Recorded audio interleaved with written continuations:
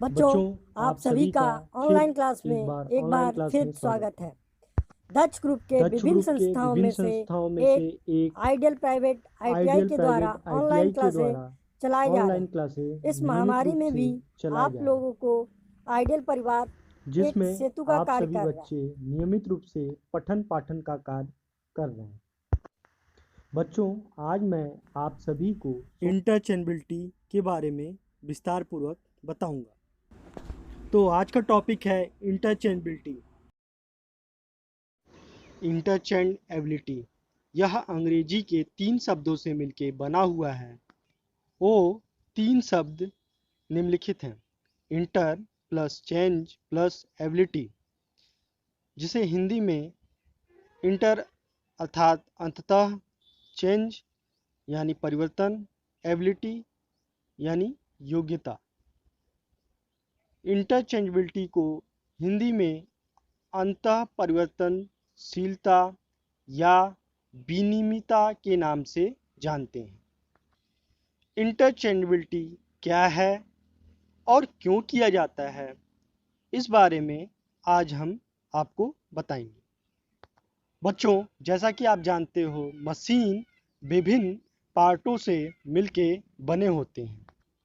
Machine निरंतर काम करते करते एक निश्चित समय के बाद इनके पार्ट्स घिस जाते हैं या खराब हो जाते हैं या टूट फूट उनमें हो जाती है। टूट फूट या घिसे हुए पुर्जों को एक निश्चित समय के बाद चेंज करना होता है।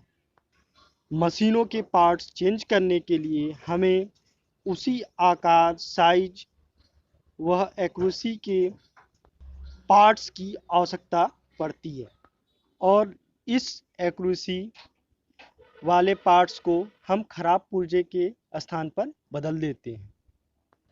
इसे ही इंटरचेंजेबिलिटी कहते हैं। अर्थात मास प्रोडक्शन के दौरान मशीन के घिसे हुए पुर्जे या टूट फूट वाले पुर्जे को उसी आकार, साइज व एक्यूरेसी के पार्ट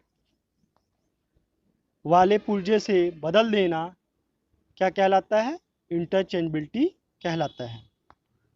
या हम ये भी कह सकते हैं कि मशीनों के 2 या 2 से अधिक पुर्जों का आपस में एक दूसरे में फिट हो जाना इंटरचेंजेबिलिटी कहलाता है। आइए अब मैं आपको इंटरचेंजेबिलिटी के बारे में एग्जांपल देके समझाता हूँ। चित्र में हमें एक मशीन का नट बोल्ट चेंज करना है। यहाँ विभिन्न कंपनियों के नट बोल्ट साइज, शेप और एक्यूरेसी में रखे गए हुए हैं। किसी एक नट बोल्ट को मशीन के बेस में फिट कर देते हैं। इसे ही इंटरचेंजेबिलिटी कहते हैं। अब मैं आपको इंटरचेंजेबिलिटी के एडवांटेज के बारे में बताऊंगा। इंटरचेंजेबिलिटी के द्वारा नए पार्ट को बिना किसी मशीनिंग के सीधे ही प्रयोग किया जा सकता है, जिससे समय की बचत होती है। नंबर 3, मशीन की प्रोडक्टिविटी बढ़ती है। अर्थात इंटरचेंजेबिलिटी के कारण खराब पुर्जे को मशीन से निकाल कर रखे गए नए पार्ट को फिट किया जाता है, जिससे समय के बचत के साथ साथ प्रोडक्शन में वृद्धि होती है। इसे ही मशीन की प्रोडक्टिविटी बढ़ती है। इंटरचेंजेबिलिटी के कारण ही मशीन के विभिन्न पार्ट हमेशा उपलब्ध रहते हैं तथा उपलब्ध होने के साथ साथ ही पार्टों को बदलने में कम समय लगता है। पार्ट की अधिकता के कारण बाजार में उपलब्ध पार्ट आसानी पूर्वक वह कम दामों में उपलब्ध होते हैं। प्रोडक्शन के क्षेत्र में कंपनियां इंटरचेंजेबिलिटी ऐसे ही नहीं रखती।